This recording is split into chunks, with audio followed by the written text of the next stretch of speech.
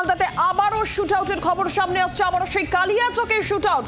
দুই গোষ্ঠীর সংঘর্ষে এক টোটো চালক গুলিবিদ্ধ হয়েছেন, হাসপাতালে ভর্তি তিনি। গতকাল রাতে এই সংঘর্ষ হয়, দুই গোষ্ঠীর মধ্যে সংঘর্ষ, জখম হয়েছেন ওই টোটো চালক। মালদার কালিয়াচকে ফের শুটআউটের ঘটনা সামনে আসছে।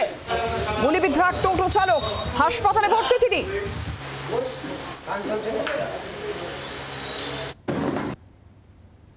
সেটা ওই আমের কেট নিয়ে কালীচকের দিকে আসছিল।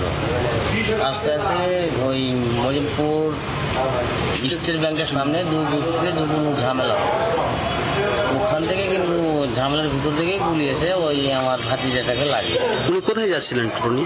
উনি কালীচকের দিকে আসছিল, আমের কেটে ছিল গাড়িটা।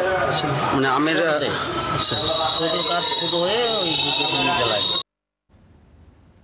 দুই গোষ্ঠীর সংঘর্ষে জেরে গুলি চালানোর ঘটনা এবং সেই সংঘর্ষের মধ্যে পড়ে এই টোটো চালক জখম হয়েছেন বলে জানা যাচ্ছে। আমরা আরো বিস্তারিতভাবে তথ্য নেব। রণজয় সিংহ রয়েছেন টেলিফোন লাইনে প্রতিনিধি। রণজয়, কালিয়াচককে কেন্দ্র করে বারবার শুটআউটের ঘটনা সামনে এসেছে, আমরা দেখেছি। বিগত দিনের দিকেও যদি নজর রাখা যায়, আরো একটা শুটআউটের ঘটনা, এক্ষেত্রে ঠিক কি ঘটেছে রণজয়, কি জানা যাচ্ছে? গতকাল গভীর রাতে কালিয়াচকের মোজামপুর এলাকায় সেখানে দুই গোষ্ঠীর মধ্যে সংঘর্ষ বাড়ে এবং সেখানে গুলি এবং বোমার লড়াই শুরু হয়।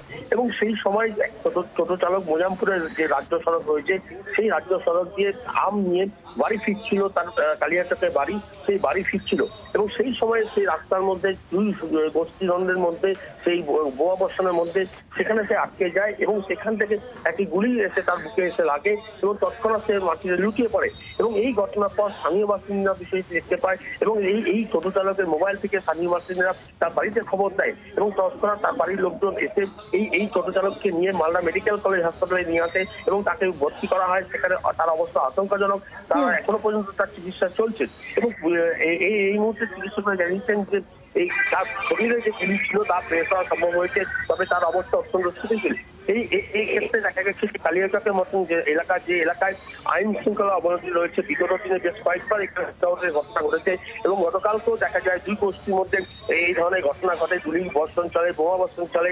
এবং এই কালিয়াচক এলাকায় প্রচুর পরিমাণে আগ্নেয়াস্ত্র মজুদ রয়েছে বলে স্থানীয় জানা যাচ্ছে। এবং দুই গোষ্ঠী যারা রয়েছেন তারা তৃণমূল কংগ্রেসের গোষ্ঠী এবং এদের মধ্যে মাঝে মধ্যেই কিন্তু সংঘর্ষ বাড়ে। প্রশাসন পুরো বিষয়টি জানেন, কিন্তু এই গোষ্ঠীদের বিরুদ্ধে কোনো রকম ব্যবস্থা নেওয়া হয় না। এবং এই যে কারণে কিন্তু এদের প্রশ্রয় পেয়ে যাচ্ছে এবং প্রচুর পরিমাণে আগ্নেয়াস্ত্র, বোম তৈরি করার সামগ্রী এই এলাকায় মজুদ রয়েছে। অর্থাৎ অভিযোগ একাধিক রয়েছে। ধন্যবাদ রণজয়। বাংলার আওয়াজ, বাঙালির আবেগ, জি 24 ঘন্টা।